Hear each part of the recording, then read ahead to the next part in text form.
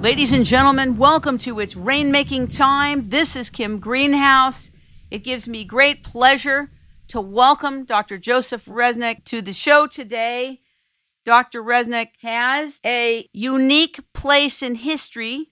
He is standing between Earth and space in what is considered the new frontier of space commerce. He is an environmental specialist, an applied scientist, an inventor with heavy-duty knowledge and expertise in astronomy, math, physics, both mechanical engineering and electrical engineering. When the Space Treaty of 1967 was founded, he noticed that there was an opening, a portal to become involved in space commerce. There was a vulnerability in the way the Space Treaty was written. And in fact, Dr. Resnick has taken possession of a large portion of the moon and part of Mars. He has created something called the Space Registry, where the moon has been mapped. He has so many patents in technology, both in traditional technology, advanced technology, but exotic technology. He has worked for and assisted NASA, General Dynamics, the Department of Defense, the Department of Energy, Raytheon. He has developed waste elimination systems for the spacesuits for our astronauts that have gone into space. He's involved in many classified projects, and he is working on something in his new company called Armanco that has to do with removing the space debris that's floating around the Earth and causing something called global shading. He says this space debris is magnified with a kind of umbrella effect by a factor of 60 amplification, which causes plants to be deprived of the sun's energy. It's way more complicated than what I'm sharing with you. He's also involved in advanced microencapsulation technology, and we're going to talk to him about his work in outer space and what he can talk about, his work with Guy Kramer in the area of taking possession of parts of the moon and Mars. We're going to talk about the Universal Mineral Leases Registry. We're going to talk about his work in defense along with Guy Kramer. He has developed some stealth technology, which he can't really talk about in the United States of America, but just to know that he has. His father passed away at age 9, and he has been groomed with some very remarkable mentors in his life. One who taught him about electricity at age 9 and really helped guide him. He seems to have always had some type of protection in his life to keep going. He feels himself to be on a mission. When he was 23, he sold the rights to an inner ear talk-through hearing device, a protection device, to the U.S. Army. Made a ton of money from it. He is somebody that, at a very young age, made Donald Trump look like a bump. This is a man that stands between the Earth and space. Some of us are scared of him. Some of us don't trust him. Some of us are fascinated by him. He has a lot to share about humanity, about delicacies and nuances that have to do with living in today's world and what the future world might look like. Ladies and gentlemen, let's welcome Dr. Joseph Resnick to It's Rainmaking Time. Welcome to the show. Thank you so much, Kim. I'm honored by that accolade and your description. And you're correct in those things that you've put out there to your great listening audience. And we have people, I have people listening worldwide, by the way. I'd like to say hi to all my colleagues and all my friends all over the world. I'd like to thank you and thank your listening audience for this venue today. And I look forward to having a healthy and an informative discussion. And I'd just like to tell you, Kim, I'm prepared to discuss anything and everything that's out there in the public domain, either on Armanco's website, which does have a link back to my curriculum vitae, which puts out everything that I can put out in the public. Sure. I've made full disclosure, my patents, my technical papers, the ones that I can publish, they're out there. And so the people can go to me. And I have an open door policy. people can contact me if they have a problem with something. And, you know, I'm also into philanthropy in my spare time. Believe it or not, I do have spare time. I run vansforvets.org, which is an organization I set up a few years ago after I nearly lost my arms in an explosion, driving a Humvee. But again, through the grace of the powers that be, some people call it God, Buddha, Muhammad, whatever, I'm still on this planet and continuing my mission to help people. And, you know, the vansforvets.org thing, I lived through that, and I promised God that if I lived, I was going to give back. So I set up this organization where we provide handicapped equipped vehicles, other services. We pay people's bills, you know, so they don't get their electric shut off and stuff. And that's to disabled veterans and actually anybody that approaches us. But that's just another way. You know, I'm one of these guys. I believe you have to give back. You know, how many Humvees can you drive? How many suits can you wear? How many steaks can you eat? And there are people out there, particularly the children, who don't have anything. So, you know, I feel that people like me who have been blessed, we have a duty to give back. So that's in my own way, whatever that is. You know, some people call it crazy and insane because I do things like, you know, pay people's houses off or send their kids to school or, you know, keep their houses from going into foreclosure. It's just something like that you do. And if you catch me at the right time, then I know if I can help, I help. I've never turned anybody away. Joe, I want you to get your pen out to its rainmaking time. Stand by. Hold on one second here. You bet. Not to cut you off, but let's go back a little bit for the audience. You've been on many shows for how many years have you been out in the public? I want to say 20 years. About 20 years I've been able to give interviews. There was a time in my life when I wasn't allowed to talk to anybody. For example, only in the past year and a half have I been allowed, so to speak, or able to develop a relationship with John Lear. John's a fascinating man. I mean, he's just a fascinating guy. For many years, I wasn't allowed to talk with him. And other people, former NASA employees, because I still work with the agency and still work with DOD and a number of the, you know, ABC organizations. There are people that are, what's the word, nom de plume, or, you know, bad guys. You're not allowed to talk to them, have nothing to do with them. So, you know, there were people like that in my life that were great scientists like Belonkin, Golovichev, and these Russian guys that were at the very leading edge of science in their day, but because, you know, I'm American scientist and they're Russian scientists or Japanese or Chinese scientists, I can't talk to them. And with me, it's not about politics. I could care less about politics. I am absolutely apolitical. I do vote, okay, here in my district. I believe in exercising that right. But in terms of, you know, political agendas and stuff like that, I just don't have time for that. I can't do anything about it because I don't have training there. I can help you get a guy on the moon, or I can help you get the space shuttle into orbit. I can do things like that. Or on the football field, I can calculate the trajectory of a football. I can't throw one, but I can tell you where it's going to go when you throw it, if you stay within these parameters, plus or minus 20%. But in terms of politics, I just don't get involved. I'm apolitical. On a gut level, do you feel that there are basically parallel systems happening at the same time? Meaning there's a traditional system in which there's checks and balances and accounting and all that. And then there's another system that has a different type of accounting that are projects that are classified for which their financing is also classified. Do you feel that? Absolutely. Yeah. You know, I'll use the term so you don't have to. A shadow government? Absolutely. And things going on that the American taxpayer doesn't know about? Absolutely. Dwight Eisenhower himself lost control of it, and he admitted that.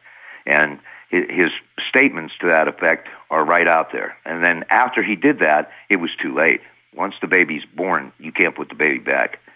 So that opened up a plethora of unchangeable events. Sure. I really wanted to know where you were at with that. And the other question I had for you, Joe, is are you permitted to say no to something you don't want to develop? Or Absolutely. do you, if you're asked, you really have to do it? No. Absolutely. I can walk away from anything anytime. I can walk away from anything or stop working, and when something doesn't sit right with me, or if I find there is and I've done this, Kim, I've walked away from projects where I've absolutely, discovered one way or another that what I was being told and my purpose and the reason for my involvement was fallacy. And I promptly stopped, and I invoked my rights under the Freedom of Information Act. And when necessary, I'd never had to do it, I have threatened injunctive relief. So I'll stop them. I don't care. I'll expose them. If you want me to help you, I will help you do something if the net result is good. But if you want me to help you develop something to kill people or cause havoc, I'm the wrong guy. You need to go talk to somebody else. That's not Joe Resnick. That's not why I'm here. I'm here to help. I'm just trying to help. I'm here to help people, and that's my mission. That's my mission. It really is my mission. I've been blessed and kept alive. I'll tell you what, I've been in places where I walked over the bodies and there were machine gun fire going off and everybody around me dropping. Somehow I walked right out of the place. Not a scratch. Not a scratch. And there's dead men laying all around me. Not a scratch. Now, do I believe in angels? You bet your bippy. Oh, yeah. Yeah, because I've seen there. I've been to the mountaintop, if I can use that quote. Yeah, I've seen this stuff. So, there's some higher mission here. And, I had a couple guys work me over in an elevator. In fact, that's the last time I gave a presentation down at the IDSC in May of '96. And two guys got in an elevator with me. And thank God I took some classes at the War College, and I'm no little guy either, I'm 5'11", 230 pounds. I'm no slouch. My arms aren't much good now because of the shoulder injuries and surgeries and all that stuff. But I'm no little guy. And thank God that I did have the training and the skills I needed to get out of that elevator alive. I won't even ask what happened to those two. Well, it was nice knowing them. But all I can say is shortly thereafter, the decision was made to remove my display at Kennedy Space Center and take down my display that was next to the moon rocks in the Galaxy Arcade for 10 years. So, but they've since removed all that stuff, and those are now in the archives and in the National Archives and at places in Washington. I've since donated all those prototypes that were the prototypes for the fueling systems for the space shuttle, the waste elimination systems, onboard waste elimination systems, and the fluid recovery systems, and then the waste elimination systems for ILC Dover spacesuits, that sort of thing. Those are all museum pieces now. So, but that was then, and this is now.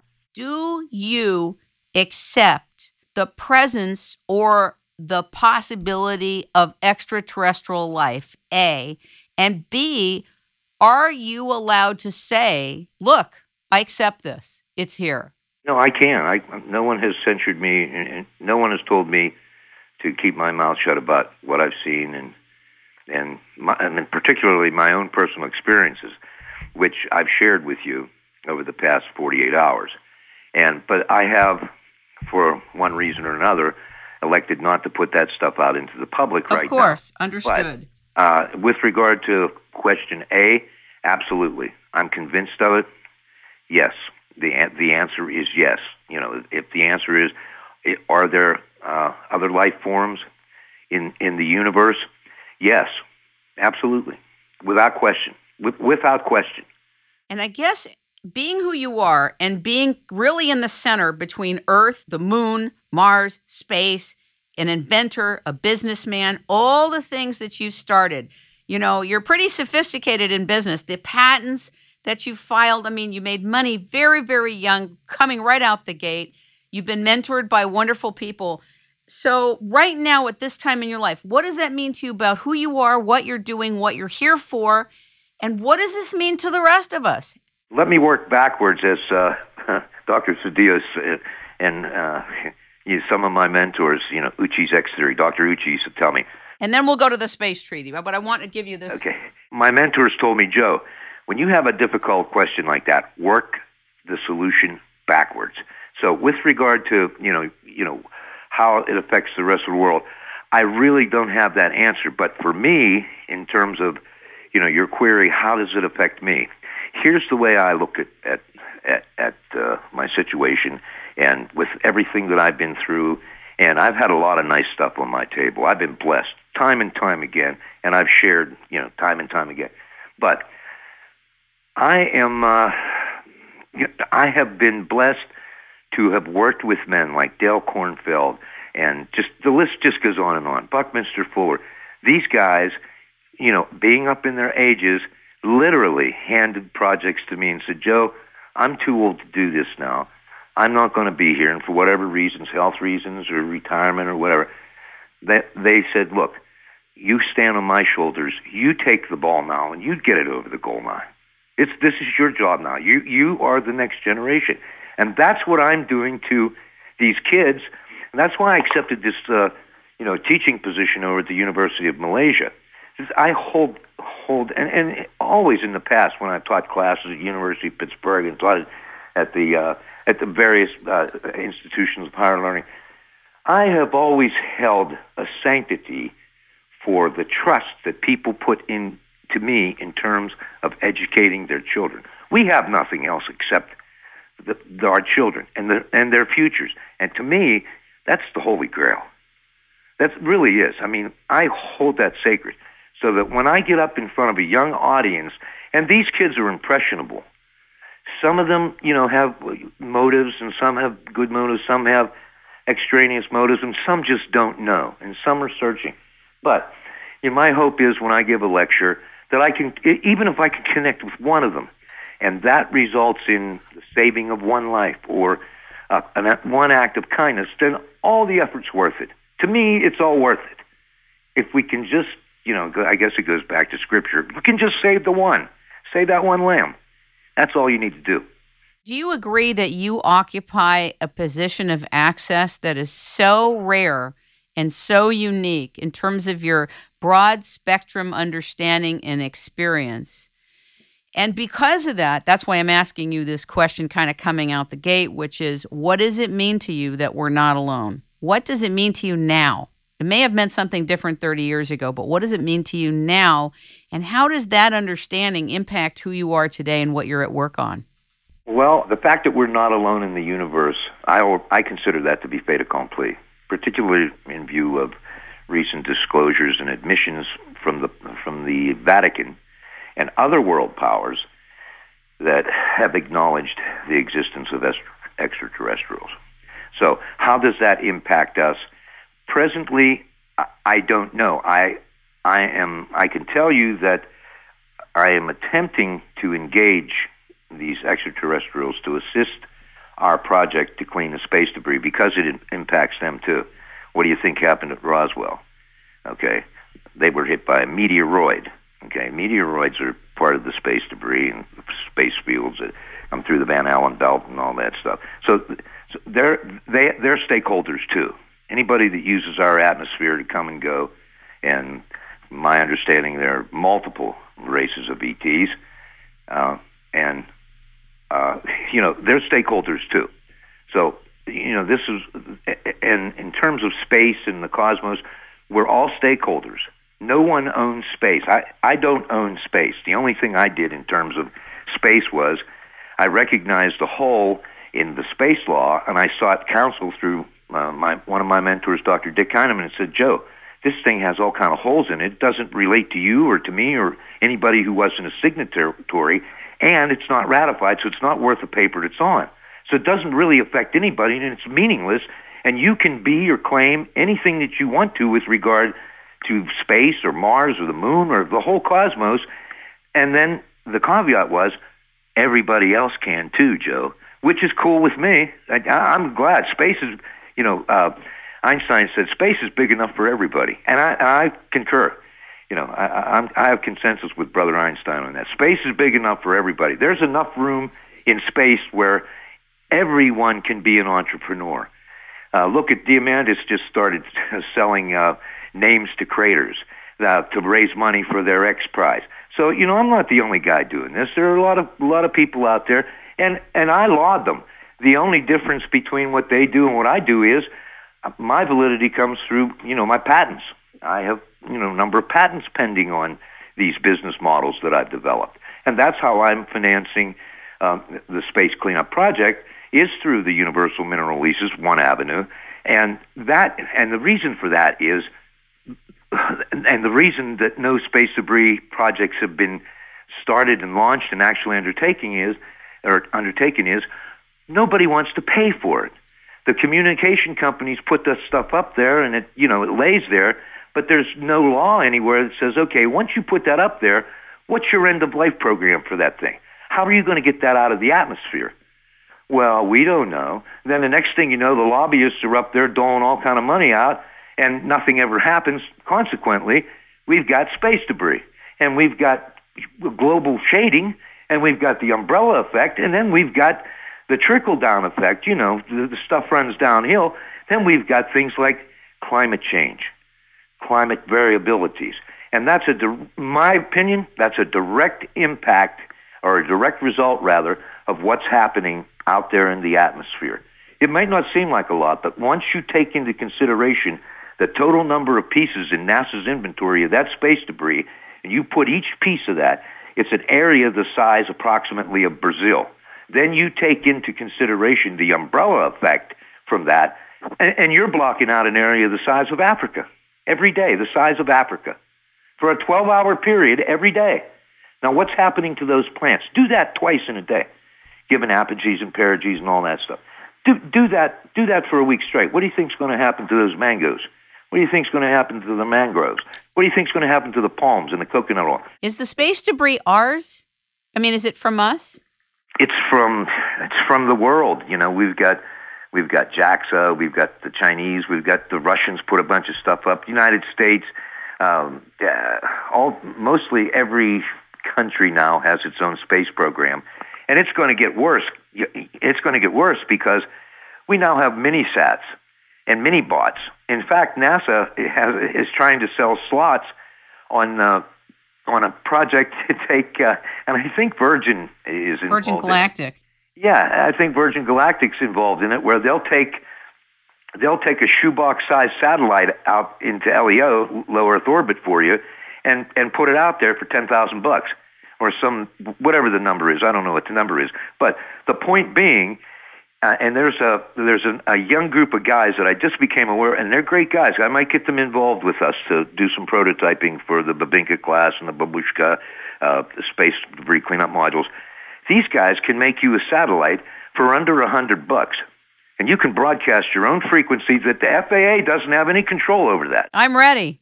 And then you can put your own satellite up there for under $500, and they use balloons. So you don't have to get the permit from the FAA to launch. No launch permits. There's no first stage, second stage. They use these high-altitude balloons to put it up in the ionosphere. Once it's there, baby, it's there. And your decay rate is probably 2 years, 3 years. But for $200, you've got your own band channel that nobody can touch. You can put anything out there that you want to, sell your own advertising space, and there you go. You're in the space business. You're in the space entrepreneur business. But again, that adds to the problem of clutter up there in space. Yes. Because you're going to have thousands and thousands of these little shoebox-sized things out there. So, my recommendation to Professor Foti, who's a big guy down in South Africa who's in charge of rewriting provisions of the space law, is to, we need to make provisions for all these things and define responsibility, define aspects of what happens when you put something in space. My recommendation would be you have to have an end-of-life protocol. Then the insurance companies, Lloyd's of London, who's going to insure this stuff? What if one of those little shoe boxes falls down and comes through your roof? Granted, they only weigh 10, 15 pounds. Some of them, 5 kilos, 8 kilos. But still, what happens if that falls? Who pays? We are able to identify anything that goes up there by virtue of the Universal Serial Number Classification Code agreements and all that stuff. So everything that goes up there has a serial number on it and identification. So we know where it comes from. We know who made it and the day it went up there because it's all tied to the serial numbers. I have a question, and this is from me being totally outside the technology, but how come it's staying close to Earth and it's not just flying out further and further into space? It's a function of the weight and the size of the debris and the level at which it became debris. For example, if it results as a result of the collision, like one of the Russian satellites collided with a Japanese satellite, you've got tons and tons of debris from that because the Russian satellite was not small.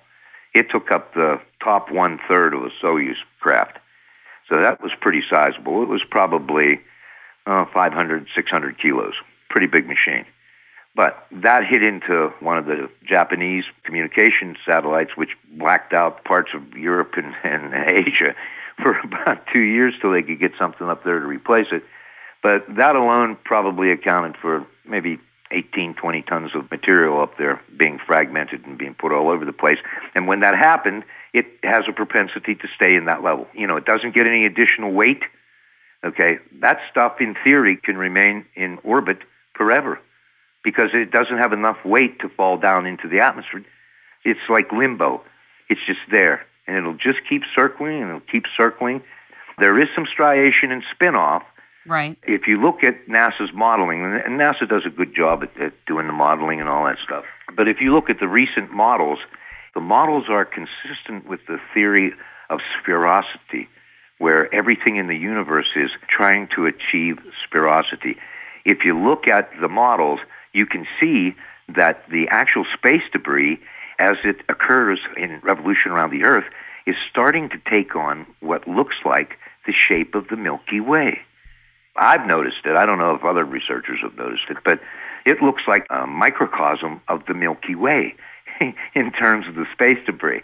And just a few weeks ago, I just started connecting dots, and I'm finding that some of the larger pieces of space debris actually mimic the Ursa Major, Ursa Minor, Cassiopeia, and things like that. And I'm saying, wait a minute, this can't be. It can't be that the space debris is taking on the shape and the positions of the constellations in our galaxy. Or maybe it is. I don't know. Maybe I'm wrong. But maybe I'm right. I don't know. I looked at it and I said, well, this just can't be, so I just closed that door. But there's a possibility there. Sorry to interrupt you, but I talked to somebody back in 2006, and we had lunch, and he said, do you know that a satellite fell into Hawaii and there was massive amounts of plutonium that was released from that satellite? Do satellites have plutonium or some type of material on it that's toxic like that and dangerous? Traditional satellites, not the new ones that are being developed, but... I'll be honest with you, I have no knowledge of that. Okay. What I'm concerned with in terms of the satellite are the memory chips and the gold and the platinum that's used in configuring the electronic circuits and some of the frame hardware and the heat distribution systems. And now, it's very possible that the powering systems may have contained the plutonium pellet. In theory, one of those little plutonium pellets could last for 200,000-300,000 years before it would deplete. Right, and we know that the details are very important of this. For you to take out patents and to own what you would call land and mineral rights on the moon and anywhere else, you'd have to have a clarity that you could get there, that something could be assembled, right, so that you could develop it. You could mine for helium-3 and bring it back. Were you that far in advance sensing a future, or did you have some knowledge, but maybe you didn't know how it was going to all work out? So when you took your claim to the moon, did you have part knowledge and part vision, or just all vision? You didn't have the knowledge yet that you'd be able to do it because without getting permission from the authorities. Do you know what I'm saying? I do know what you're saying, and a lot of it was vision, but then a lot of it, now keep in mind, I was pretty young, I was only 16, 17, but at 18 years of age, 19 years of age, I went into Westinghouse Electric Corporation, and I was groomed very nicely in Westinghouse. I got a mechanical engineering degree and electrical engineering degree out of Westinghouse, and I had the chance to work with some outstanding scientists and first-hand opportunity to work on Tesla equipment that had Tesla's nameplate on it. This invented by Nikola Tesla, 18, licensed to George Westinghouse, at the Westinghouse Electric Corporation facility. So, in that regard, I knew that someday I would be able to go to the moon and harvest H3. At that time, we didn't know about H3. H3 didn't come into existence until, I'm going to say, Apollo 13, Apollo 14, Harrison Schmitt, and started a study on that. Would you talk a little bit about, just brief the audience, what is helium-3 and why it's important? It's a very stable isotope that resonates at a frequency that if you can control the burn, so to speak, of the element, it gives off a cold heat. The cold heat can be harnessed and be used to do things like run turbines and motors and things like that. So it's a source of energy. And once you start the reaction and keep the reaction fueled in terms of keeping the supply of H3, it's literally unending. As long as you've got enough H3 to continue the cold fusion reaction, it just keeps happening and happening and happening. And it's very, very stable. Very stable. No chance of, explosions and that sort of thing and meltdowns and all the things that people would traditionally think of nuclear energy being associated with. There's none of those dangers that I'm aware of anyhow, or that I've been able to find in the literature. I'm a doer. I don't talk about stuff. There are armchair quarterbacks, and then there are guys like me who do it. I have people come to me and say, Joe, I need XYZ. I need it in 4 days. Okay, here's what it's going to cost you. We're going to do this. They have it in 2 days.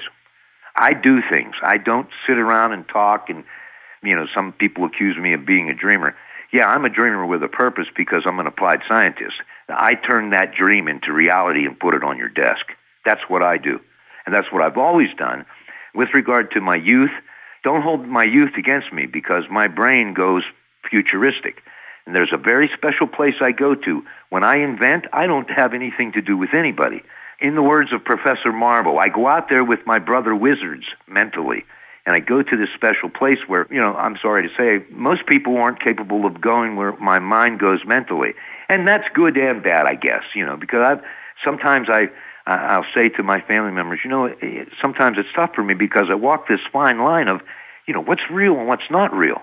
Because I've worked on things, but I don't know how I did it. And my patent attorney, Dan Sullivan, God bless him, says, Joe, this is what's called serendipity. I said, Dan, I don't know how I did it. I'm back there in that lab drinking coffee and working on this.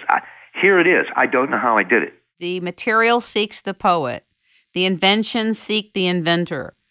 You're an opening. You're actually a vacuum for the solutions to come in. And your energy is wired to receive them and to bring them in.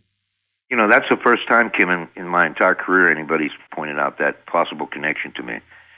Many people that I've explained this to say, Joe, this is just one of those things. And it's not aliens sending mental thoughts and telepathy. I'm really not into that sort of thing. I'm not saying it doesn't exist, but if it does, I'm sure not connected to it. Plug me in. Sounds like pretty much if you agree to bring something in, it's going to happen. Yeah.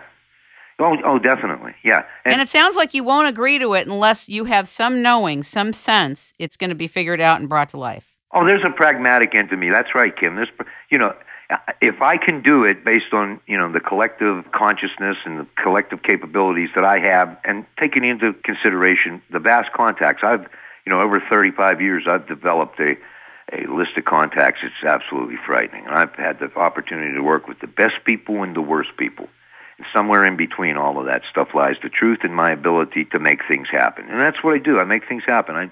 And I don't like to waste someone's time. If they come to me with a particular problem, if I can help them, I tell them right on the spot because it's not about money. I'm already okay that way, okay? So you can't buy me. I'm not for sale. I am not for sale. If I like your project and I support your project, and if I see that there's good at the end of that project, I'm on board. And then I marshal all these people that I've got in my various companies and my past affiliations or associations, and I could pick up this telephone. I have access to all 13,000 some odd federal laboratories and scientists immediately. Any one of them or any piece of equipment, anything that I need. The government owns equipment that they don't know how to operate, and sometimes they call me and say, Joe, can you come over here to, blankety blank AFB, and can you, show these guys how to do this? Sure. I'll be right over. And I still have to pay my fee. Last time I did it was $13 a day. I had to pay for my own cot, but they gave me, a meal and box lunches and treats and stuff. But I'd go over there and hold seminars and show these guys, here's how you set this up, and this is this calculation here. But if I can see some good and outcome, yeah, I'm on. But let's just digress for a second back to the whole Universal Mineral Leases Registry. Yes, that's what I was going to take us back there, sure. I was involved early on in, like selling star names and doing all that stuff. But no one ever patented that stuff. I got out of that, and at the time I walked away from that, I was recruited by NASA to do some things to help solve the problem of peeling and flaking with the stealth aircraft and stuff. So I did that. I got involved with that, and at the time I became a NASA scholar at the Military College of Vermont College, and did my master's degree there. But in the course of doing my master's degree, I was working special secret projects for different agencies that involved the stealth technology, which resulted in the issuance of miniature heat exchanger patents, which are in the public domain, the stealth patents, which are in the public domain, which enables us to change the background of a conveyance. We call them conveyances or platforms. We can change the conveyance to match the background in which it is encountered. See, there are different levels when you see something, visually see something, right, and electronically see something too. With electronics, there are a multiplicity of adventures that one encounters electronically. But visually, there are only 5 fields of view to encounter. So we can, for example, if I don't want you to see something, I can do things to the object that can trick your eye. That's what Guy was probably touching on when he told you about, the Harry Potter cloak technology aspect of that low observable and bending light, that sort of thing. There are things that we can do and manipulate those 5 fields, encounter, close, near, far, and seldom seen. There are 5 different levels of visual encounter that you actually encounter every time you see something. These 5 fields are there. So if we can throw one of those fields off, we're going to throw off your perception. It's just like what the military did with ships at sea. If you break the conventional line of vision by putting a stripe or something on, you have the blue sea, then you have the background as a result, blue sky as a result of Rayleigh scatter, but then you have a ship that's gray, but then if you break up that all gray by putting tiger lines in it, you can't see the ship. You can't see it. Do you think that it's possible for that to be occurring at any time with the moon? Where we're not seeing the moon? Well, we're not seeing. And I know it's. You mean what's on the moon? Yeah, obviously the technology's been around for a long time. I did a piece on holographic technology a few years back. Yeah. And the gentleman was in Nature magazine, and it was touted as the big thing of its time. And I asked him, have you heard of patent number, and named it off to him, which is a military patent for holographic technology, sound, light, CGI, the whole caboodle. He had no clue. It was 40 years ago. And there was a silence. And if that was 40 years ago, I would imagine it's profound ability. And again, I'm talking about when I refer to this, the other part of the economy and the other part of the world that is not accountable in Congress, not accountable. It's that other realm which this is being developed. So I would imagine it's possible if people in charge, and I mean the real people in charge, want us to see the moon a particular way, I guess that can happen. Do you think so? Absolutely. I agree with you wholeheartedly. Yeah. Listen, let me step back and tell you this. With regard to the moon, we talked basically about the moon. And what I'm saying to your listeners is, don't believe the pictures that anybody shows you with regard to the moon. Get your own telescope, take your own pictures that you're not going to airbrush out. You'd be surprised what you find up there. I bought my grandson a cheap telescope at Goodwill. And guess what I showed him on the moon? Oh, no. Oh, yeah, with a $20 telescope. So the point being, don't believe everything you see. I'm not poking NASA in the eye, and I'm not accusing NASA of airbrushing anything. Wink, wink, okay? Go and look for yourself and believe your own eyes. And, you didn't bring this up, but I'm going to touch on it right now. With regard to UFOs and that sort of thing, don't believe me or don't believe anybody else or whatever, anything anybody else says. Just go outside and look up. Just go outside and look up. then you be the judge. Don't let anybody else tell you. Just go out and look up, and then you be the judge. Then you answer your own question, because you get bombarded with disinformation and this, and particularly with what's happening on the moon and projects up there. And I can tell you personally that I have knowledge of the existence of bases on the backside of the moon. This has been disclosed and revealed to me. What they're doing up there, I have no idea, but the sources of the information are absolutely unimpeachable. I've staked my life on the reliability of that information. In fact, I have several times.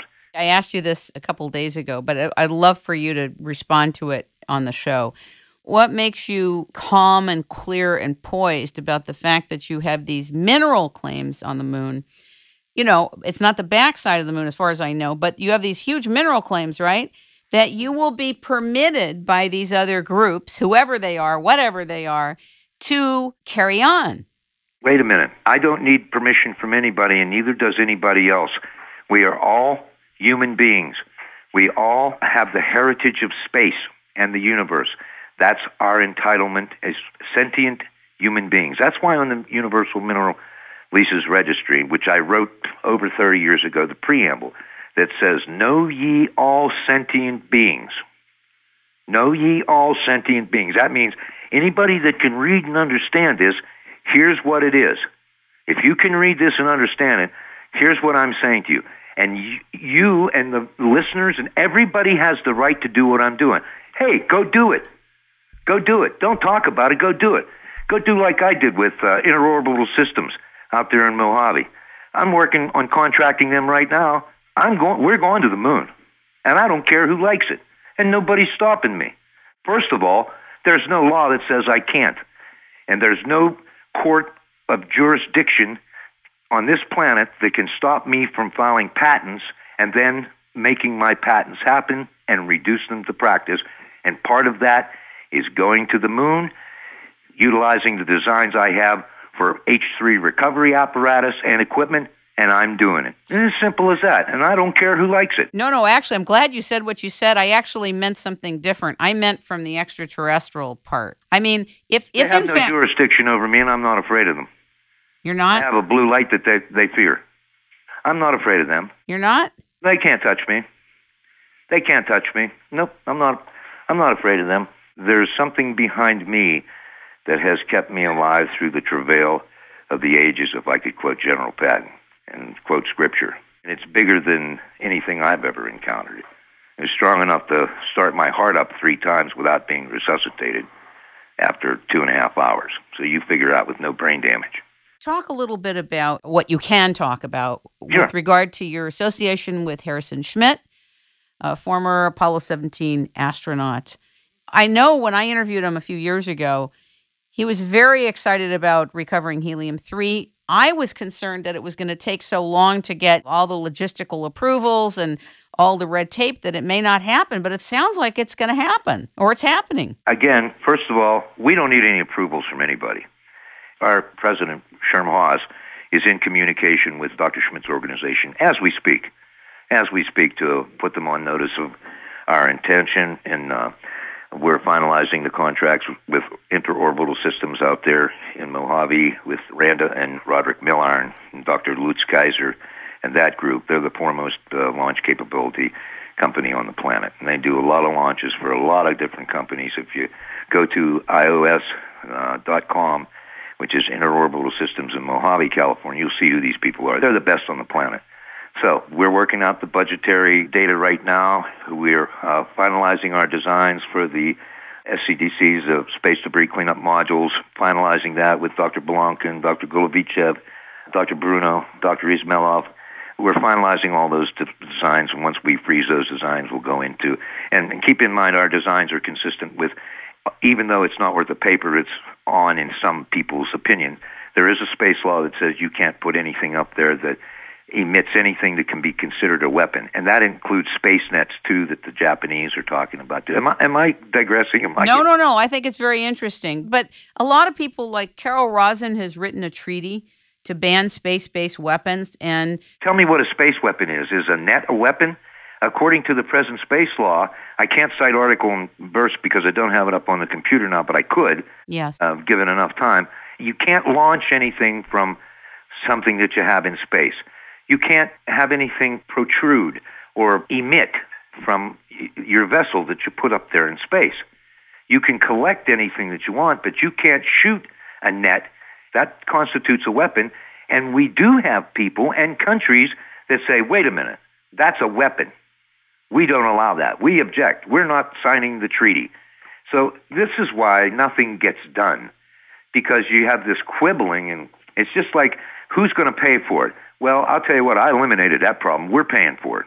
We're paying for it. I've got people standing in line to help because these people care about the planet, and they care about global shading. They care about these errant meteorological conditions that are resulting. And they're not dumb. These people aren't stupid. I mean, I don't know who's in charge of what, and I really don't care. But, we're not all stupid. They cut us to the quick, as Professor Marble would say. He cut me to the quick. I'm not as dumb as you think I am. Can we go to something really sensitive now? Go ahead. And I don't remember where I read it, but you did have some type of formal involvement or research done in the area of HAARP? Yes. Can you talk about what you can talk about it and put the audience at ease with at least your role in that, what it is? Because, some people try to explain it.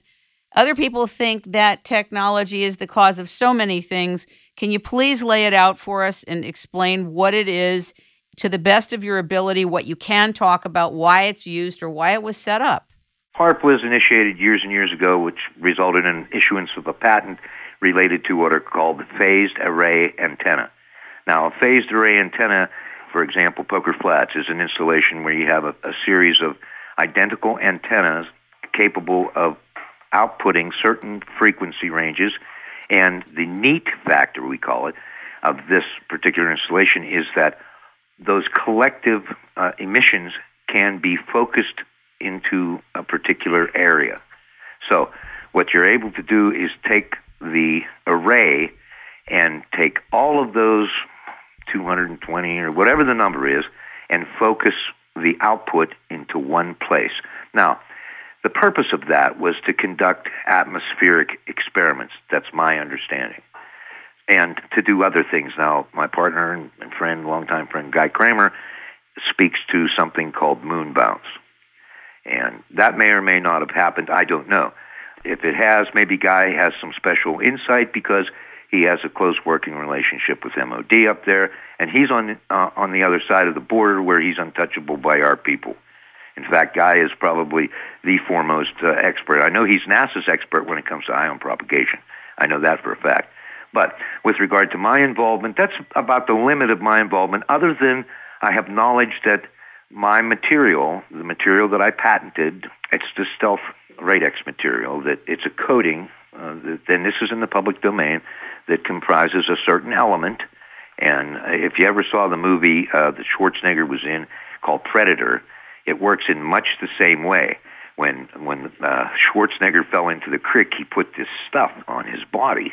And when he put that stuff on his body, it canceled out his thermal signature so that the alien couldn't see him.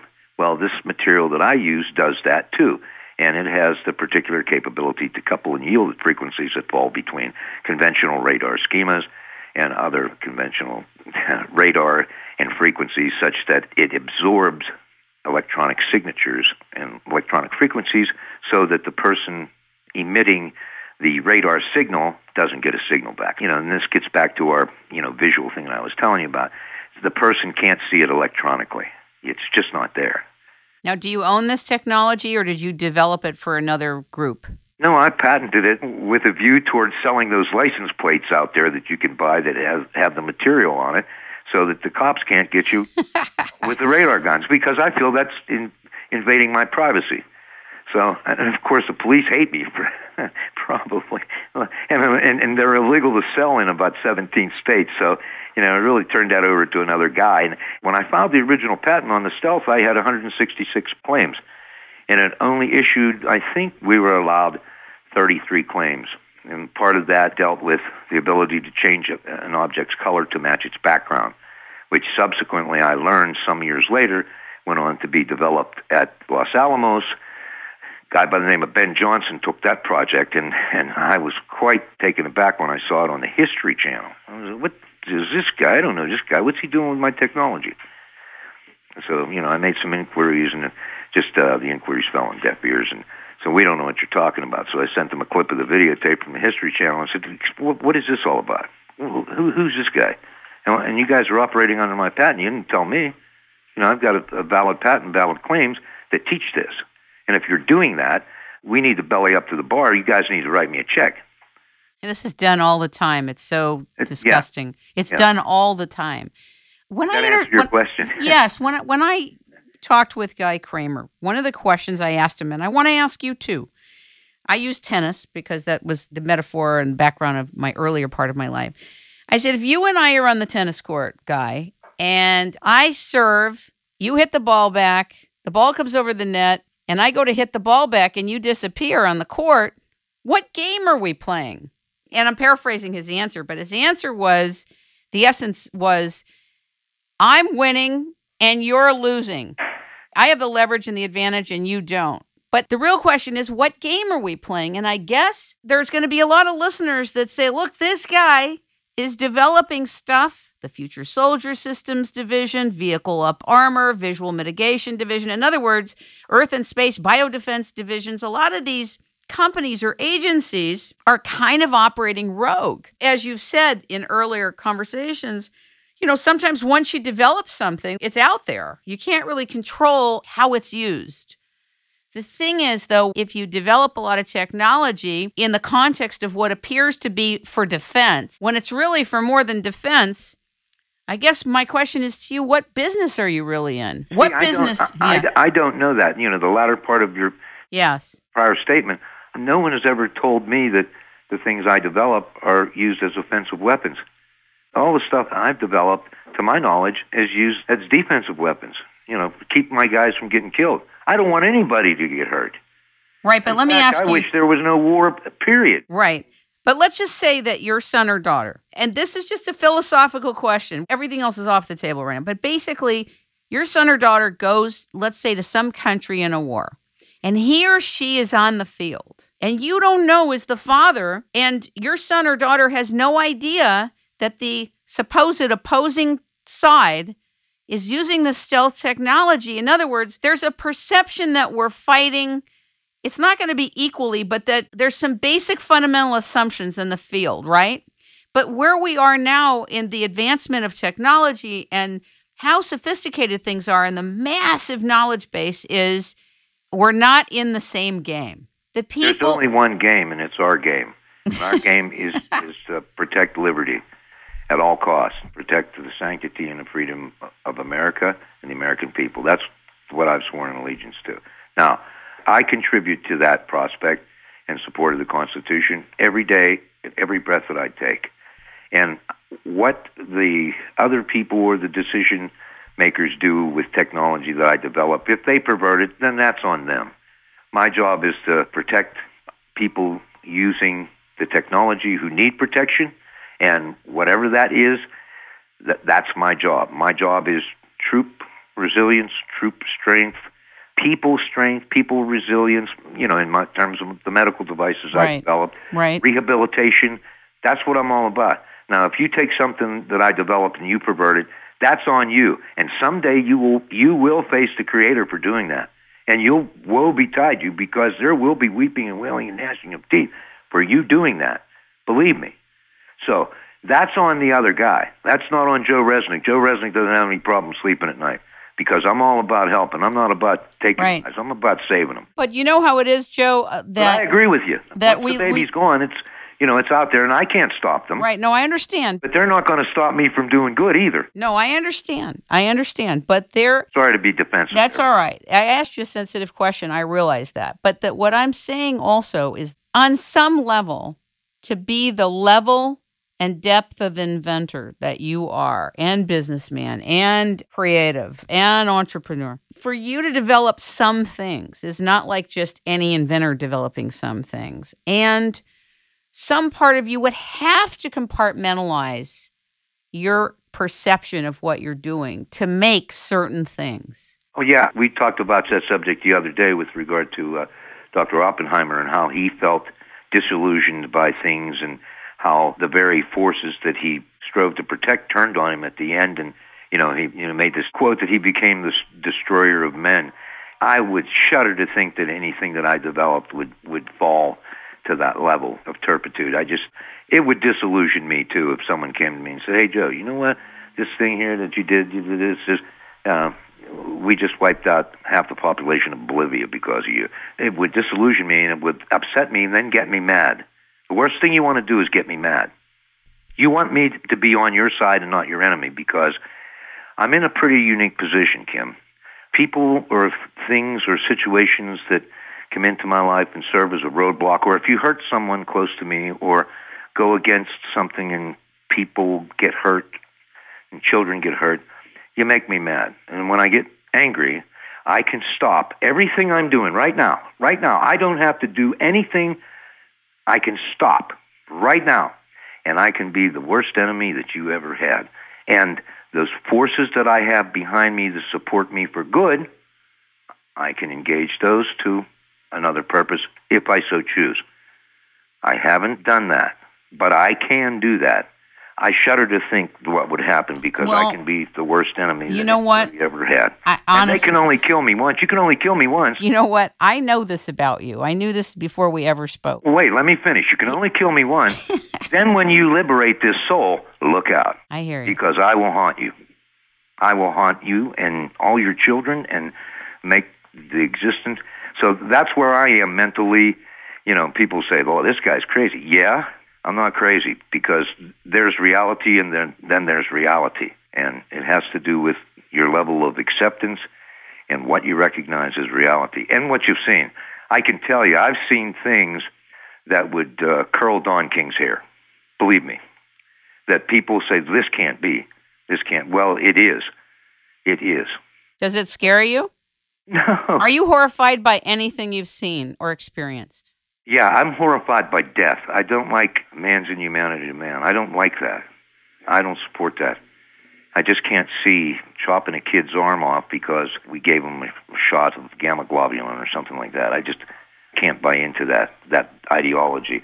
But some people do. But those are things I can't control. So the things that I can't control or can't positively impact, I don't waste time on it, because the limited time that I do have in this planet, on this planet and in this plane, my purpose is to do good stuff. I really don't have an evil bone in my body, and I'm sure I have some enemies out there, but I sure don't know them. I don't know who they are, and I sure didn't do anything knowingly to hurt anybody, because it's just not in my nature. I'm not that way. I'm a helper. I help people. I like to help people. It makes me feel good.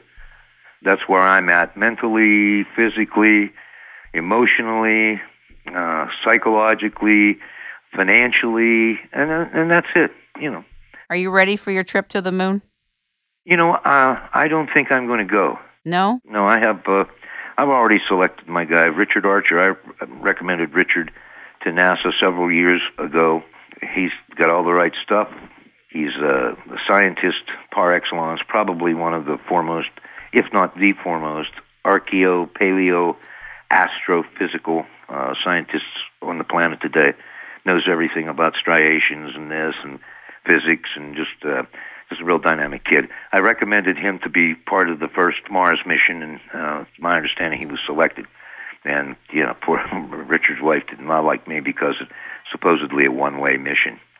Oh, I'm sure you could understand that. I'm sure you could understand that. I sort of fell out with Alexandria over that. But, that's what Richard wanted. But, NASA's not doing that now. There's no real plans to do anything, and we're going to have to send people up there. The first thing that we're going to be doing up there is robotic. The first thing that we're going to do is establish a presence up there so that we can validate all the stuff that we're doing under the Universal Mineral Releases Registry paradigm and business models and patents and all that stuff. So that's our first mission, and that's where interorbital systems comes into play. We're going to put a robotic up there. We didn't even apply for the X Prize.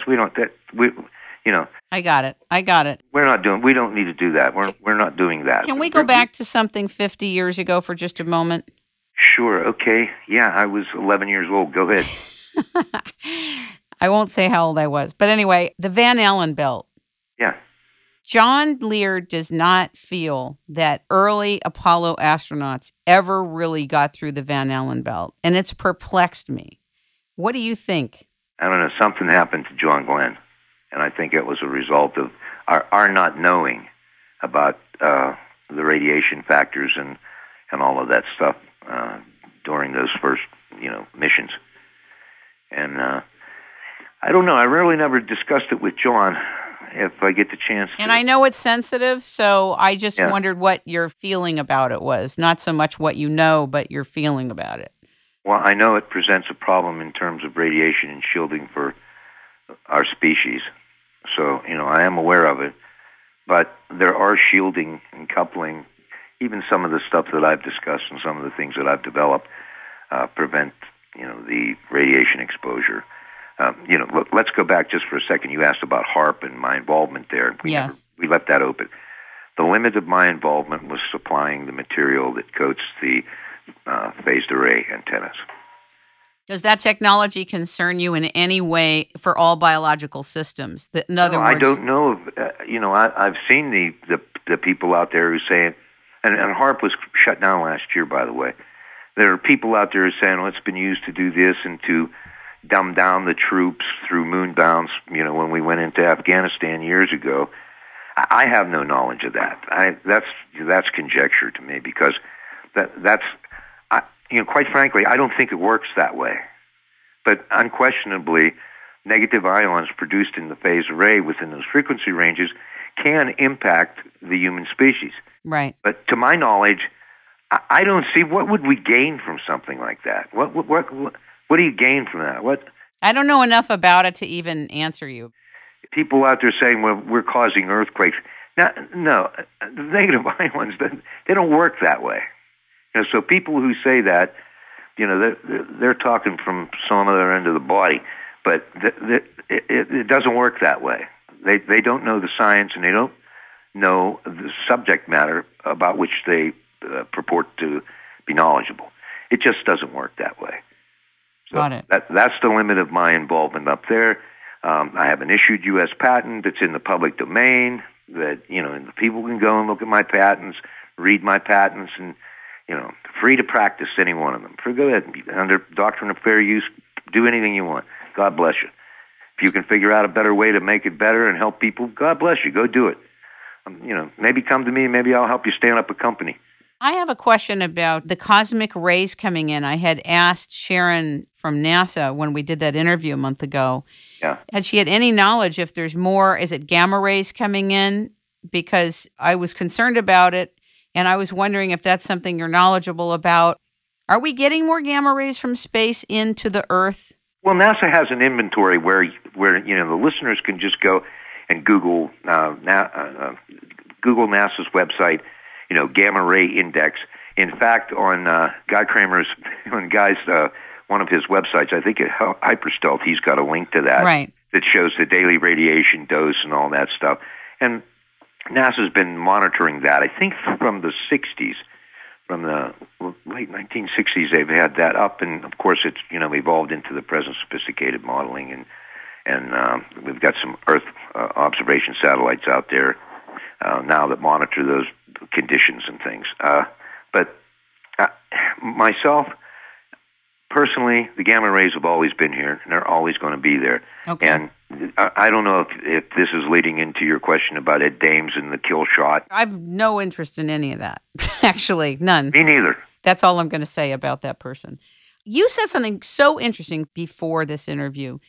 You said something, and I don't remember the context we were talking about. I think I may have asked you, do you think that the paradigms that we're using in the universities, if it's really wrong, how are we going to really advance? And you said something like, I'm paraphrasing, the physics is really different. It's wrong, but it's really different. The real physics. Do you remember? Yeah, I do. Okay. Is there something that you can talk about? I thought that was fascinating. It's very rare when somebody could say that with an appreciation, or is this all classified and you can't really talk about it? Not to my knowledge, but okay. I can tell you, recently I've had some correspondence with a fellow by the name of Charles Hall. Very interesting fellow. He's in fact, I just had an email last night from his wife, Maria Theresa Hall with regard to an inquiry I made to Charles with regard to his experience at Area 51, Area 53, Area 54 when he was a weather observer for many, many years. He was a weather observer for the U.S. Air Force and worked a non-classified position, but had access to literally dreamland, Area 51, but okay, I'm sort of losing my context in providing the answer. But I know where I'm going with this. Hall has a theory called Hall photon theory. I happen to be a proponent of photon theory. And I always, in my study of physics, when I would query my instructors with regard to holes in the calculations for calculus, I would ask the professor, what about this? Where's the meson particle come in this? Well, it's really not understood. Wait a minute. Okay, it's not understood, so I'm only getting part of the equation here because there's something missing and I can't obtain logically the answer using this calculation with it's like playing solitaire with a deck of 51. Right. You can't win. You can't get the ultimate solution unless you've got all the variables. It's like trying to find a point on a map with only one point of reference. You need at least two to triangulate a position. So the photon theory, Hall has what's called Hall photon theory, and these are discussed in his books. He's got a series of 6 different books that tells all about his experiences when he's, honorably discharged U.S. Air Force veteran. I don't know if he didn't get many awards, but he left the Air Force, and only a few years ago he decided to, memorialize his the information and his experiences there to his grandchildren, which, I've done much the same thing in terms of putting together a non-published manuscript so that my grandson can learn from some of these things that I've experienced and some of the things that I've encountered, so that he has knowledge of that. I believe that, our safety rests in our knowledge and our power rests in what we do with it. So, knowledge is one thing, but what are you going to do with it once you have it? Are you just going to hide it from people? And you can't educate someone by hiding things. You got to put it out there and let the people decide for themselves. Again, many people and institutions think that people are stupid. People aren't stupid. People are smart. People are good. And they want to help and they want to do good things. You got to give them the opportunity. And a lot of people don't have that opportunity because they're not told the truth. But let's get back to Hall theory. Hall's got a theory of a thing called a meson. And if your listeners go back and you look in my work, I've brought in particularly the self-patents because the examiners were unable to challenge my claim to control the meson particle at the molecular level. They couldn't say you can't do that because simply no one, there's not a whole lot of information because the information has been hidden. It's not put out there by the guys teaching physics. And some people, and they just ignore it. But it's there. And it's not only that, but there are 5 or 6 different forces. There's just not gravity. There's just not inertia. There's about 5 or 6 different more things that are out there that are just simply not being taught. So, you think it will always be that way in our lifetime? I don't know. That's why, people you have to take it upon yourself to learn and to investigate. I, for one, I don't believe what people tell me. I'm probably the biggest skeptic there ever was. In my training, I'm a scientist. If I can't cut it, weigh it, or particulate it and put it under a microscope, then, I have a real problem with things. Although I never close the door on the possibility of possibility. And I have, again, going back to my personal experience, I've seen things that, make me question, the sanctity of my immortal soul and say, ask myself questions. This can't be. Well, there it is. Just standing in front of you. It's as real as that table. So, it's pretty hard to deny things that are matter of fact. and when you deal with things like that. But getting back to the people, go and don't believe what people tell you. Go and just like, the looking up, if you want to know if there's UFOs and that sort of thing, just go look up. Don't believe what people tell you, and the guy's selling books and doing this, and, they're selling books. God bless them, they're selling books. You want to believe in, if you're looking, you find your own answers. Your answers, they're there. You just got to search them out. I don't rely on anybody to give me the answers. I go and, it's probably because I lost my dad and really didn't have anybody to counsel me other than Dick Heineman and Bill Ward, a couple of these guys that were, treated me like, the orphan son that I was. But, I was blessed to have guys like that guided me in a good direction and always taught me, Joe, never compromise your dignity. Above all else, maintain your dignity and do good things. If you can't do something good, you don't do anything. Turn and walk away. So those are the men and the ideologies that impacted my life. So, I've lived it. I imbue that, and I exemplify that, and I amplify it as much as I can. And I encourage people to do that. Do you think that your missions to the moon to mine helium-3, as that whole thing really gets into play, do you think that you will be able to establish or utilize either the knowledge or a product that allows you to get there without using fuel? We're presently bound in terms of that mission to using conventional lift technologies. Okay. As of this moment in time, now, I am exploring alternatives that do involve, let me put it this way, off-planet resources. Understood. I am exploring that, but as of this moment in time, the plan, as written, is to use conventional lifts through ISO, interorbital systems, and do it that way. We're going to put a little extractor up there. The thing's probably going to weigh about 150, 200 kilos. Then we're going to launch it back off and recover it, send it to the space station, recover it at the space station, go from there. All this requires a lot of cooperation, doesn't it? The International Space Station, I'm sure NASA has to cooperate. You know what I'm saying? Mm-hmm. Once it gets rolling, these are the associates in the mission to make it happen, to make it complete and successful. Do you know already if helium-3 will be okay here? In other words, I know you said it's safe and very stable isotope. Very stable isotope. We already have a source. We've got people waiting in line to take as much as we can get. It's very high in demand, and there are other elements up there too. Right. There's it's just there's so much good stuff up there on the moon, and we can use the resources up here, and simply put, the stuff that's on the moon we don't have here on this planet, and that's why the mission to go up there and harvest this material particularly, and it's there plentiful. It's plentifully, it is there in plenty, and there's more of it on the backside of the moon than you have cislunar and translunar. There's more on cislunar. You see these big dark areas that you see up there. Guess what that stuff is?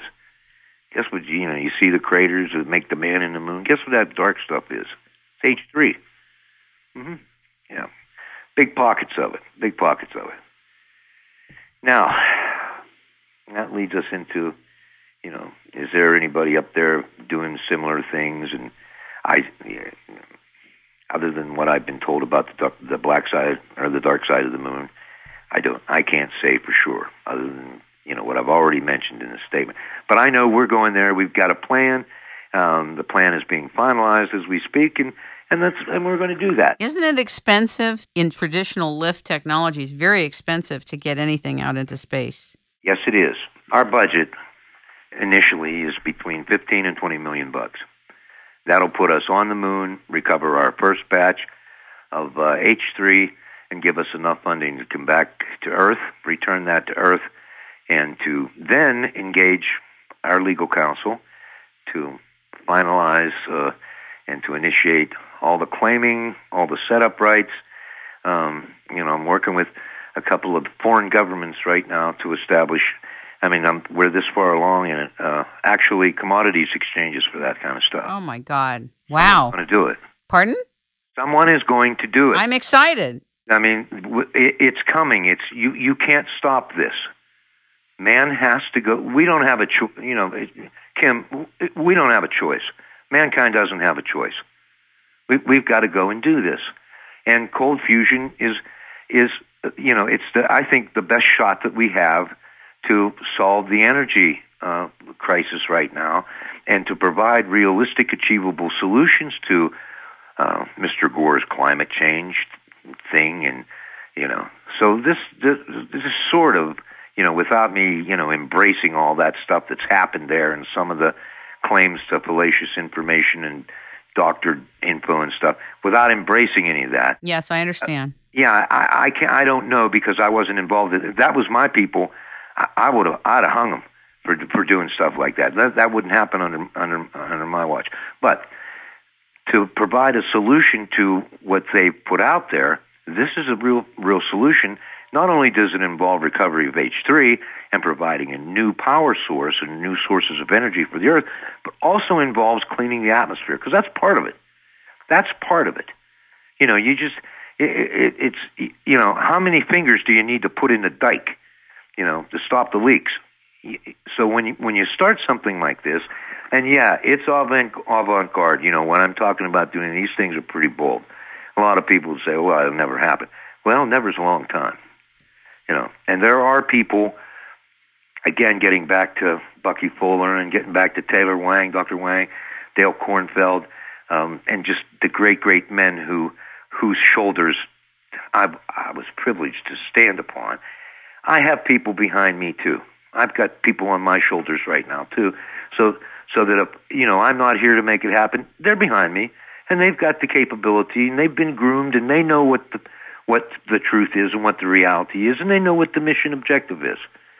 So if I should, happen to step in front of a bus accidentally, like John Mack or something, there are people behind me, and they are just as committed as I am, and they are just as good and wholesome as I am, if not more. Some of them are saints. I consider them to be saints, literally. You know that a lot of people, even though there's tons of inventors working with great things, yes, you and I both know, and the public knows, that every time someone who has something major hands it over or does a deal with certain agencies, that they're no longer here.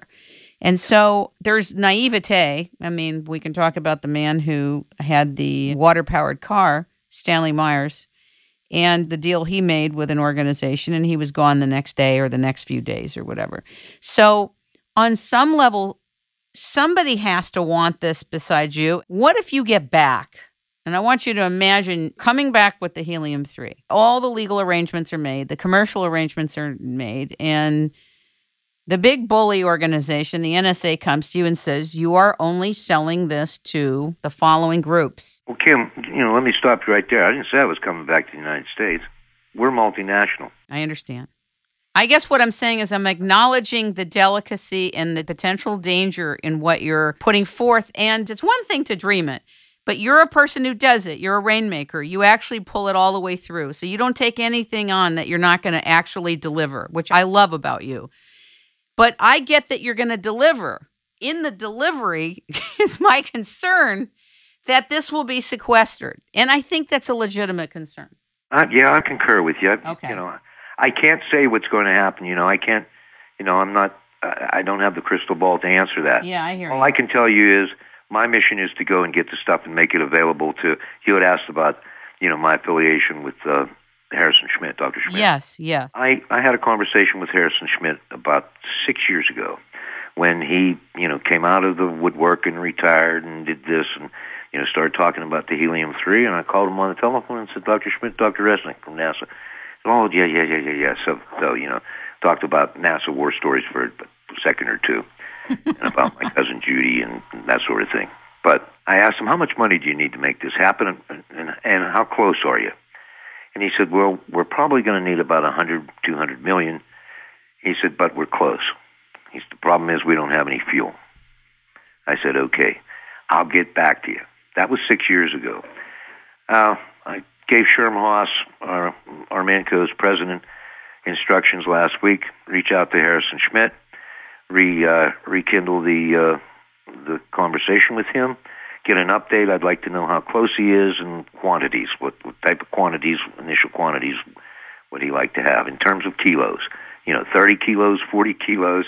Also, we're going to need his recommendation with regard to containment. Now, I've got A couple of the people in our team are looking at, containment, isolation. Once we denature the stuff, actually denature the stuff on the planet, it's got to be packaged a certain way so that we can arrange, the galactic transport, so to speak. That's where, we've got John Lear, and we've got Ron Schmidt, and we've got John Fountain. These guys are the Galactic Resource Management team who are going to be tasked, who in fact are tasked with handling the materials as they come back, and dissemination and control and selection of not only off-planet stuff, but also stuff that happens to, that we happen to recover here on Earth. They're tasked with that. But, all that's all in motion. We've had a lot of people put a lot of thought into this, and there's a lot of paper material out there.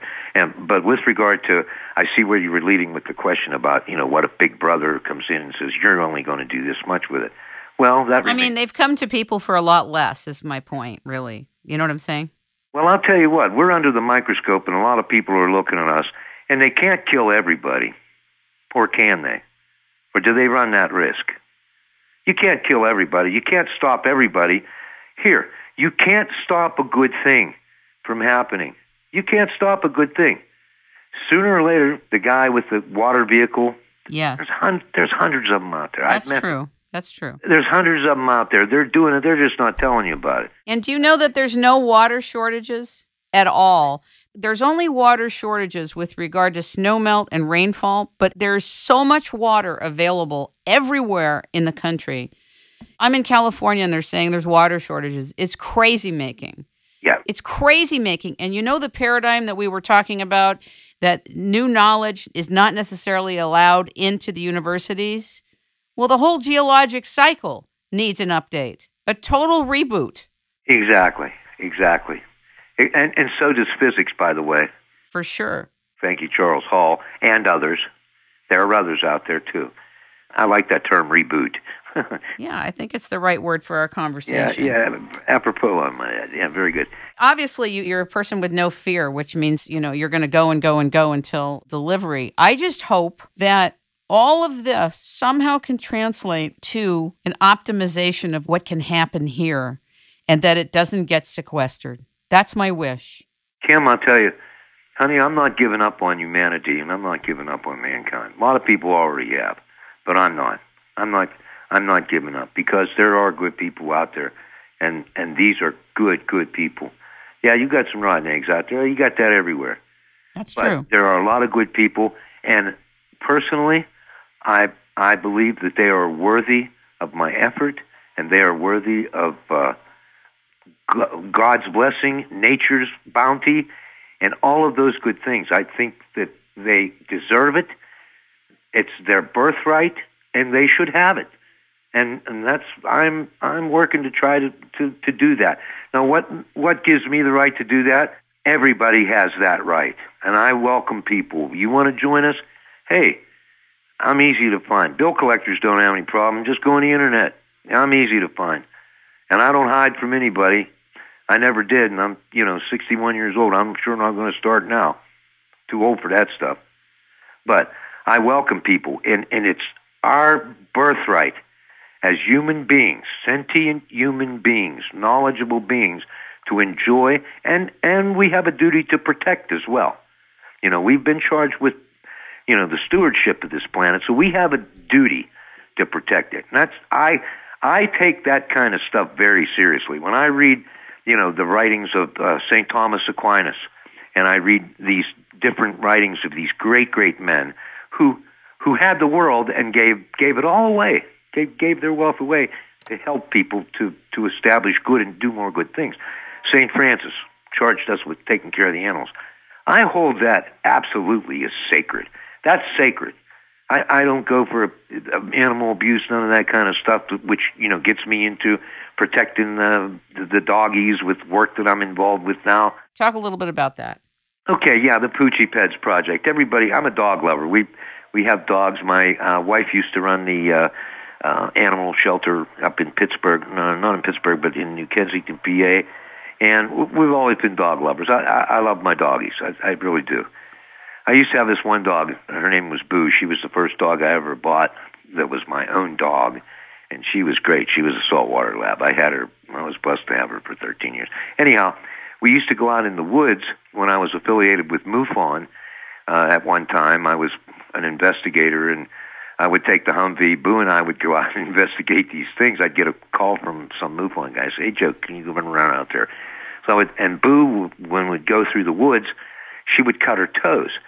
So I developed a method, and through my microencapsulation technology and my knowledge of physiology and anthropology, medicine, and that sort of thing, and chemistry, I came up with a way to create a temporary pad when a dog cuts its foot.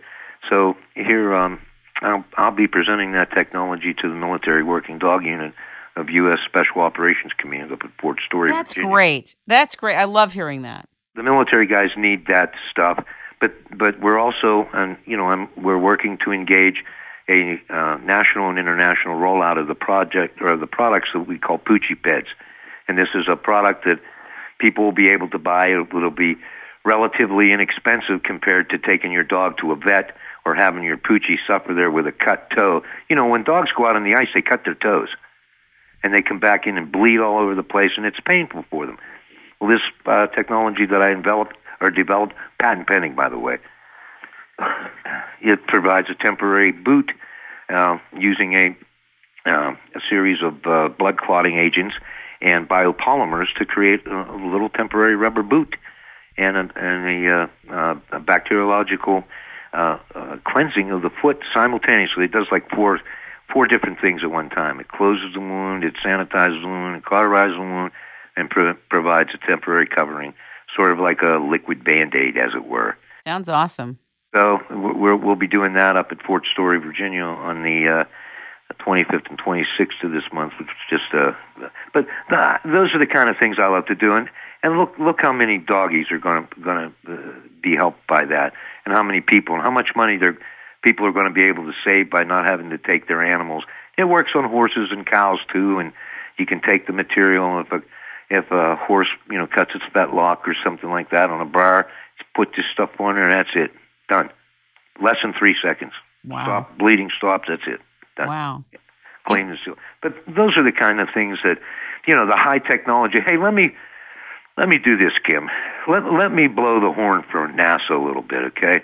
And let's just go to my NASA connection, because NASA is a good agency. It really is, and there's a lot of tremendous people in there. And really, I have been blessed to have had the opportunity to be part of that NASA family for the last 40 years. And through NASA and through the space program and through the support of the American taxpayer, I've been able, through the technology transfer program, to bring forth a number of different technologies that have helped this planet, including the BioBoom, BioSok, Poly-Sorbe, Micro-Sorbe, WellBoom, PRP, WAPID, that cleaned up the Valdez oil spill and still being used today based on that technology that I helped to develop as part of the research teams on STS-4143 microencapsulation, making microcapsules in space, spinning that off, and then using beeswax as the method to clean up not the stuff that the chemical companies and the oil companies used in the Gulf of Mexico. I use beeswax. My stuff, you put that on an oil spill, guess what? Come back in 72 hours, that's it. It's gone. It's gone. Why isn't it used in the Gulf, for example? It was used in the Gulf. It was used in the Gulf, but... Didn't they use Corexit, Joe? Didn't they use a chemical called Corexit mostly? Now I have to give... But anyhow, I'm grateful to NASA. It's great, and I'm going to be doing some more stuff with NASA. We're going to have some more publications about... the point of my referencing NASA is this. I want your listeners... The money that was spent 40 years ago by the U.S. taxpayer under the NASA programs that I was affiliated with in terms of microencapsulation technology are still paying dividends to the U.S. taxpayer. And I'm only one program. I'm only one project. There are hundreds and hundreds of them that are still paying benefits to the U.S. taxpayer because of NASA. So in that regard, hey, kudos to NASA. Couldn't have done it without you. Great bunch of team. And have supported me in my efforts, never closed the door on me, to my knowledge. always was there with any question and any access, unlimited, anything that we, and everybody listening has that same access. Jet Propulsion Laboratory, KSC, JSC, everybody has access. That's what's so great about this country. You know, it really is. It's so great. And all this stuff's on Armanco's website. If they go to Armanco, they can look at Armanco's connection to NASA that deals with development of the next generation rocket fuel that uses a special kind of wax, and our new method of treating bees and colony collapse disorder using 100% natural beeswax that uses a natural substance that controls, that off gases to control varroa mites, trachea mites, nosea, and various diseases that afflict the apiary and the pollinators. Oh, and by the way, I am a member of the North Carolina Beekeepers Association, and so I have a deep interest in bees, always have. What do you associate is the reason for colony collapse disorder? Oh, you know what? I'm going to get in trouble if I answer that. I know that. I have a feeling. I don't know for sure, but does it have to do with the air? No. Or the seeds? And it's not the chemical companies either. Really? It's not the air. It's not the chemical companies. So who's left? Without me telling you, who's left? Pharmaceuticals? No. It's not the pharmaceuticals. It's not a chemical. Okay. It's not a chemical, and it's not the air. I have no idea. Well, it's the people who are keeping the bees. Their Listerine technique is deplorable. The humans are killing the bees. It's not you the human against. You don't think that it's a mix? Nope. It's the humans. They don't keep their hives clean enough for the bees, and they're contaminated. I mean, that's just what our research. That's what we're finding, and I know a lot of people are going to say, "Well, they're not." Yeah, well, tell Sherm Haas that. Sherm Haas is the consummate beekeeper. He is the bee whisperer. So let me clarify what I understood you to just say. So you don't feel or think that anything with colony collapse disorder has anything to do with the GMOs or anything to do with the aerosol spraying, that you don't feel it's a mix. You feel it is only isolated to the way the bees are kept by the keepers? I didn't say that. I said what we're finding with regard to infestation of trachea and varroa mites. We're finding that those two things, at least those two things, because we've kept our focus pretty narrow, those two things have to do with the sanitation of the hive and keeping the hive the proper temperature and keeping it properly cleaned. I didn't even know that you had to clean a hive. Oh yeah, you've got to keep it clean. Sure, if there's an infestation of wax moths or errant hives will come in and attack hives. They call them rogues. There'll be rogue bees will come and attack an otherwise quiet hive and go in and try to kill the queen and kill the workers and eat everything and carry it back to their hive, that might be a quarter of a mile away in a tree stump. So, those are the kind of things. So, but you can do things to keep the hive clean and protect the hive from that, such as, using screens, using good sanitation and Listerine techniques, and keep the hive clean. And that's what Sherm's research has found. Sherm's got a large apiary out there in Santa Rosa, California, and he's got a large practice, produces a lot of honey, and has actually under contract to a lot of the beekeepers who are responsible for most of the pollination activity out there in the San Joaquin Valley. So Sherm, and he's studied this extensively. I actually brought him into the project 2 years ago and tasked him with oversight of fielding and testing and quantifying and qualifying the materials that I created here at my laboratory in North Carolina for fielding out there in his tests. And we also have ongoing tests in Chizhou, China, and in South America and Paraguay. So, and I'll be continuing those studies next month, actually, when I get over to the University of Malaysia in Terengganu. We'll be launching some bee study projects over there, too. Do you think in your lifetime that your efforts, just with all the things you're doing, that your information and discoveries with regard to colony collapse disorder will become mainstream understanding, at least your findings? Well, I would hope that it would. I went to, I'm trying to remember her name. I want to say back in 1995, 96, when the first discussions about colony, CCD was first brought forward, and then it was announced that Penn State received a tremendous grant, and the guys out at UC Davis were involved, and the guy who's going to take over for the doctor who just wrote the definitive statement on the colony collapse disorder, he's retiring, so our guy here at University of North Carolina in Charlotte is going to fill that position, I've been told.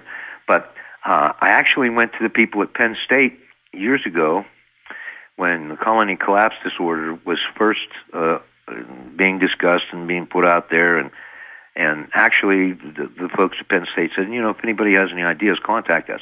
Well, at that time, I was working with a group in the, it's located in the upside down, I don't know if you've ever been down to Alexandria. No. Down that way. But a long time ago. Well, there's a group that works out of the upside down pyramid. Oh, are you talking about Alexandria, Egypt, or Alexandria, Virginia? Alexandria, Virginia. Okay, good. I was going to say. Well, you mentioned pyramid, and I thought, where am I? Now, there's a pyramid there, okay? Okay. And it's literally upside down. It's pretty cool.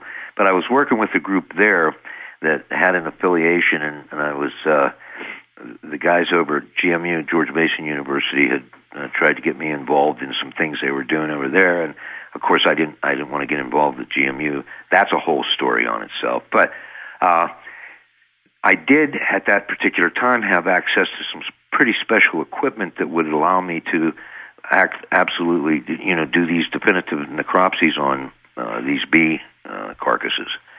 And I had offered to, of course, undertake that for no charge and support the project. But the folks at Penn State decided that they didn't need me to do that, so I never ended up doing it. But I continued the research on my own. I did use the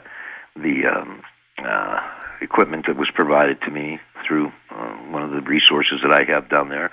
And my own findings were that it was due to the Nosea virus.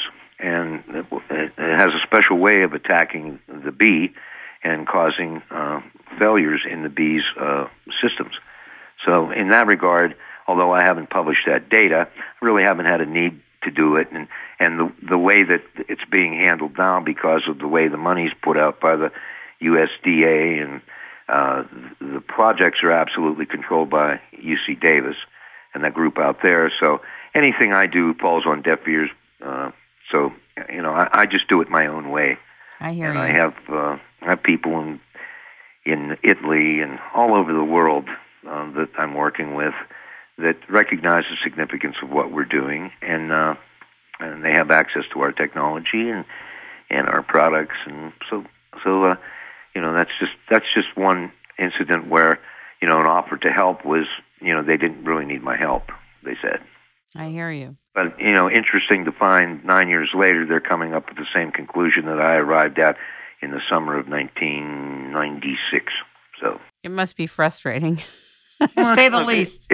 It's just I already knew I could have saved them a little bit of time and money. Should we talk a little bit about Judy Resnick?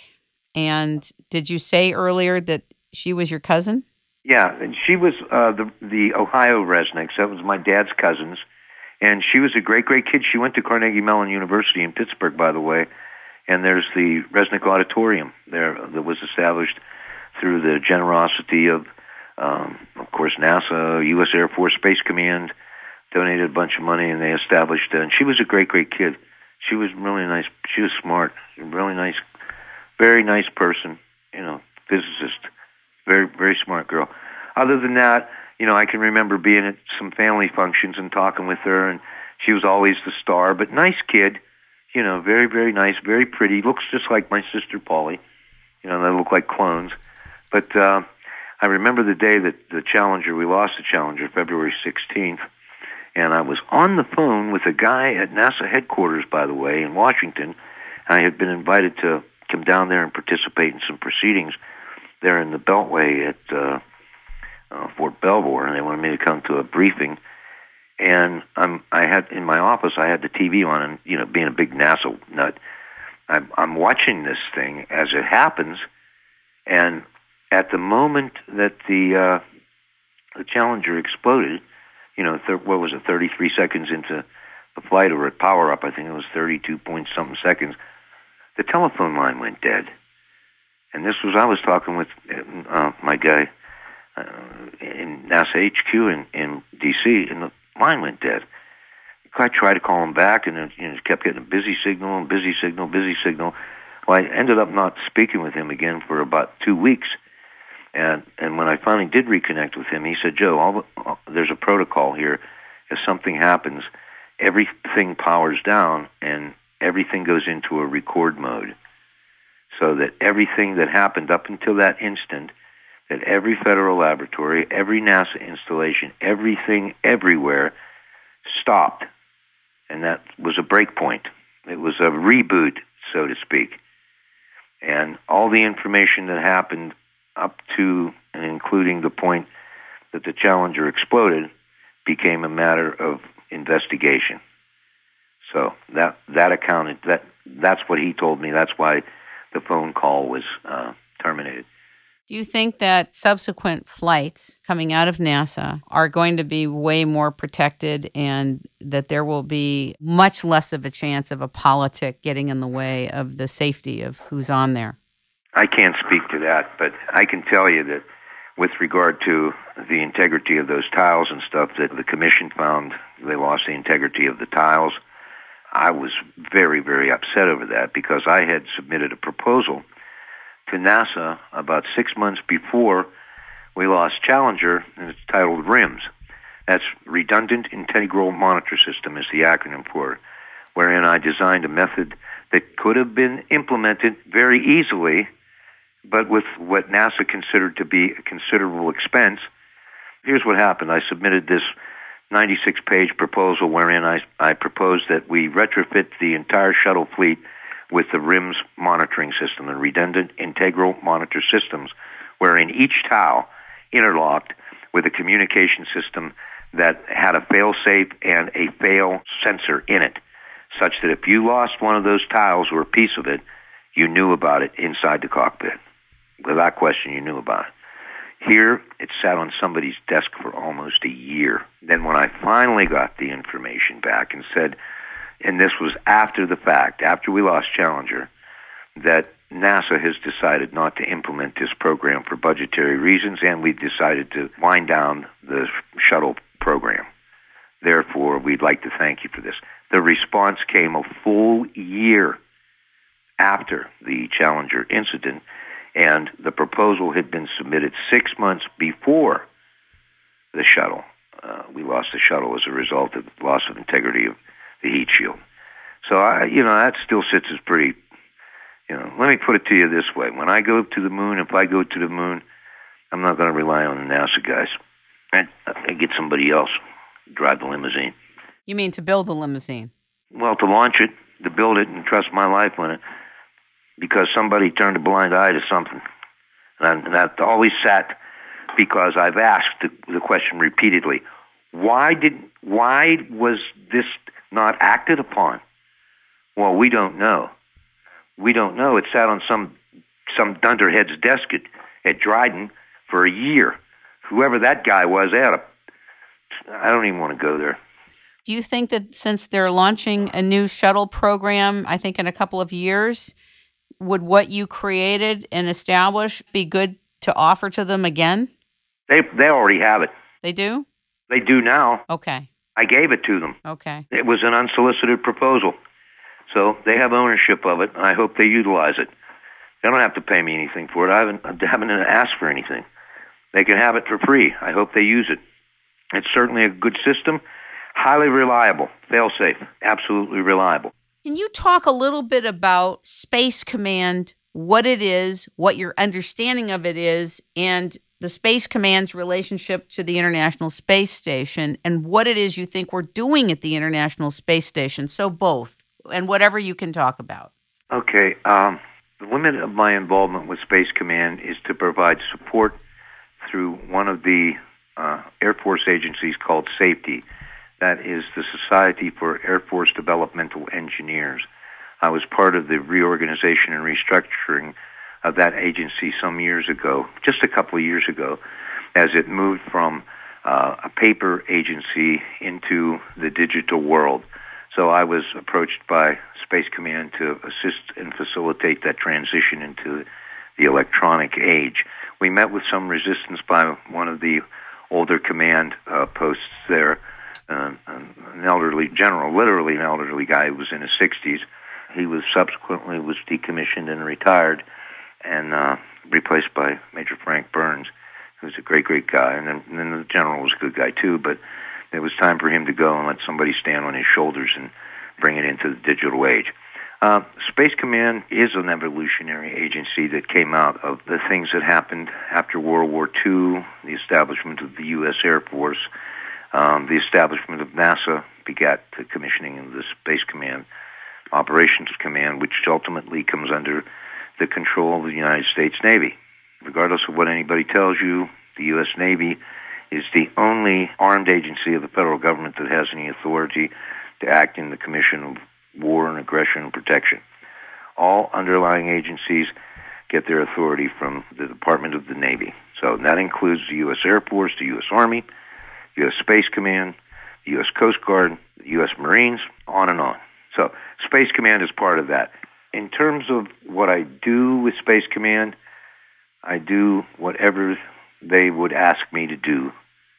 Part of that was, to help with the transition of safety into its present-day structure, which is tasked with cultivating the education of new engineers, flight mechanics, that sort of thing. Is it its own separate, like Cape Canaveral? Is it its own flight path? Or You mean, is it pretty elite? Yeah, it sounds like it's the Nordstroms of flight. They're all pretty elite agencies, They all right. under the command. They've got each one of these departments, it's fragmented.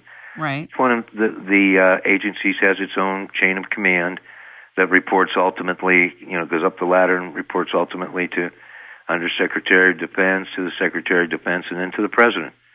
But the Joint Chiefs and there's a chain of command. You work the command, backwards. I mean, all that stuff's available on Space Command, and they are tasked with things like, monitoring meteors and, off-planet hazards, asteroids, that sort of thing.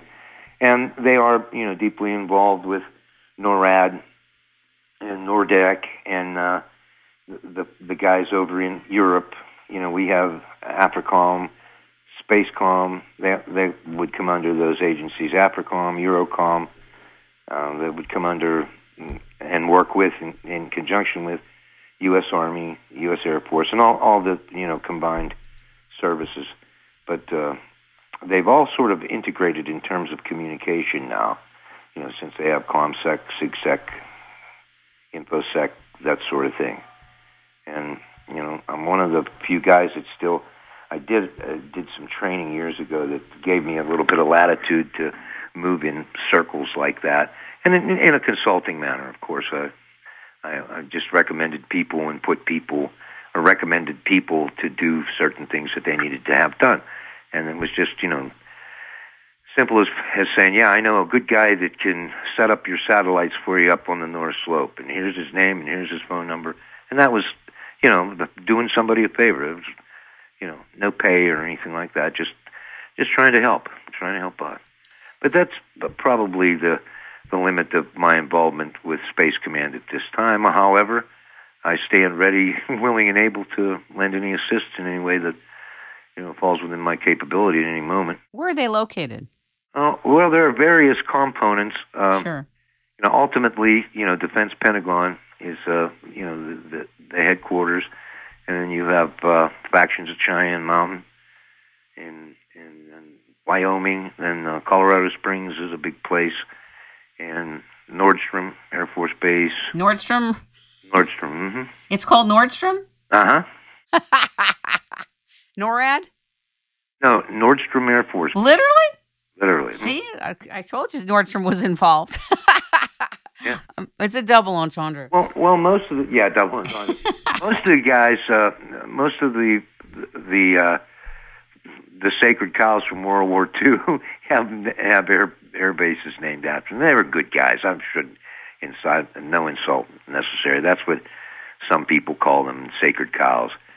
But yeah, they're good guys, good airmen, and fine people. And it does their memories good and their service good to have these places named after them. So, is the International Space Station needing a reboot on its own technology? Is it true that it needs to be restructured? I've sort of distanced myself from what's going on up there in the ISS. I think they've got all the geniuses up there that they can use, and they don't need a guy like me right now. The limit of my recommendation a few years ago when I was working with Dr. Bill Thornton, he's just a great guy too. Bill Thornton was Space Hab, Space Lab, that sort of thing. Right. Excuse me. And NASA had a requirement.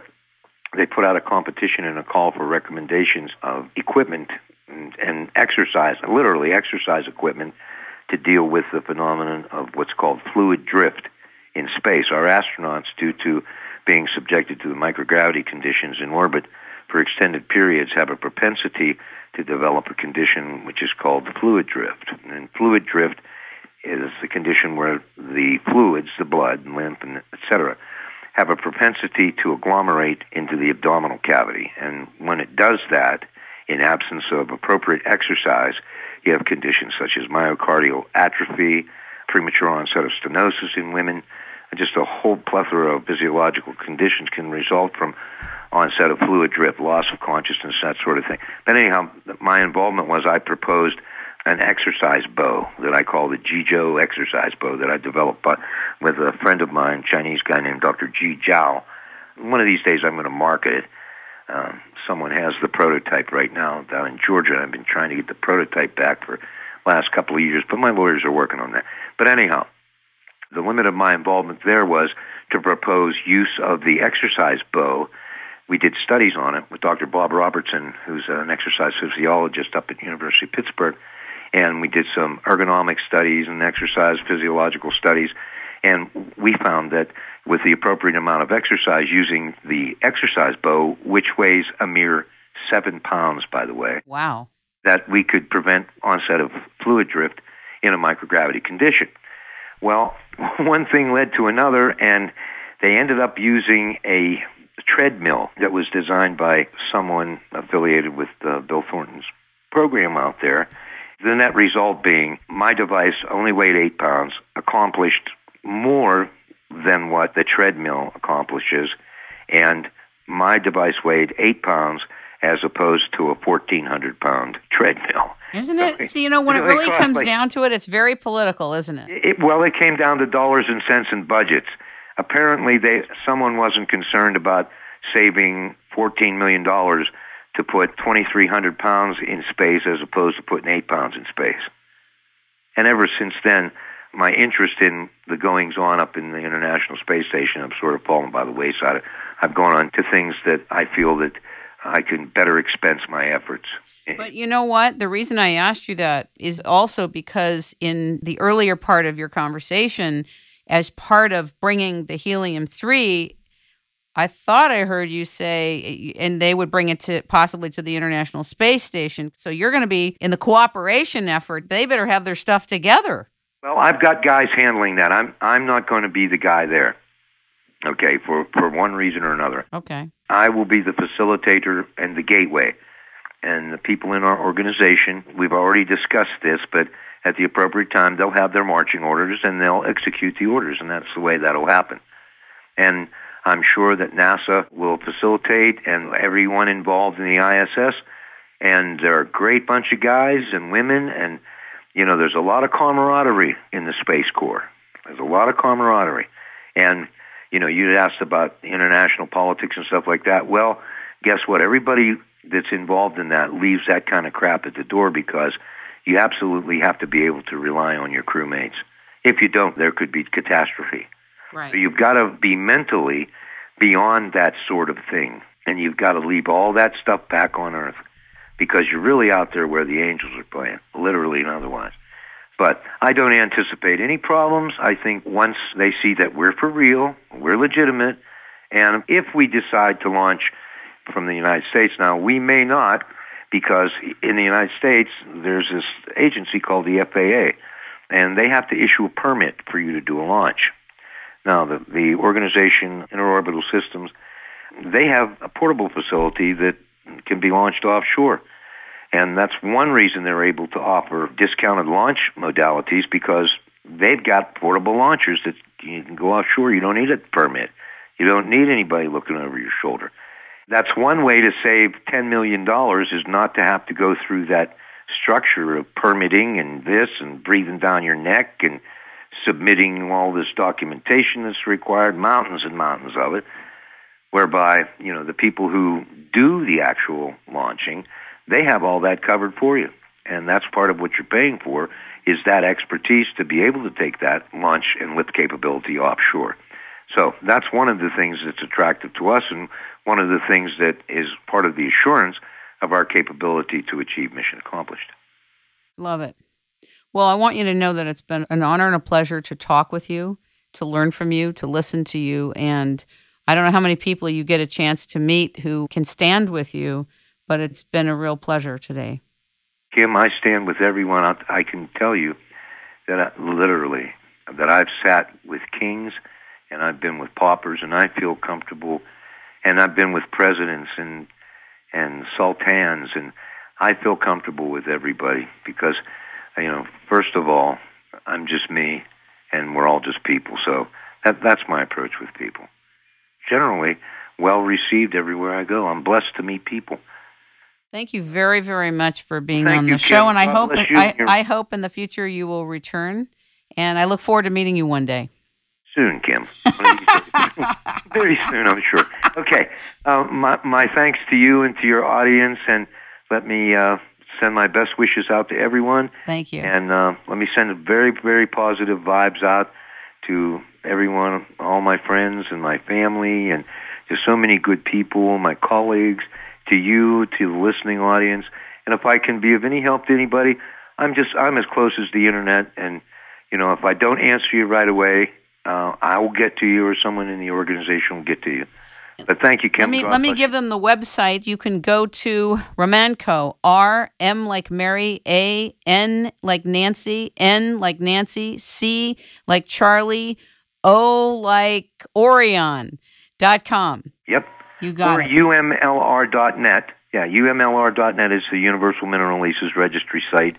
We've got our contact information is on all those sites. Or just Google my name, Dr. Joe Resnick. Don't believe everything you read. I'm not a black operator or nothing like that. Okay, thank you very much.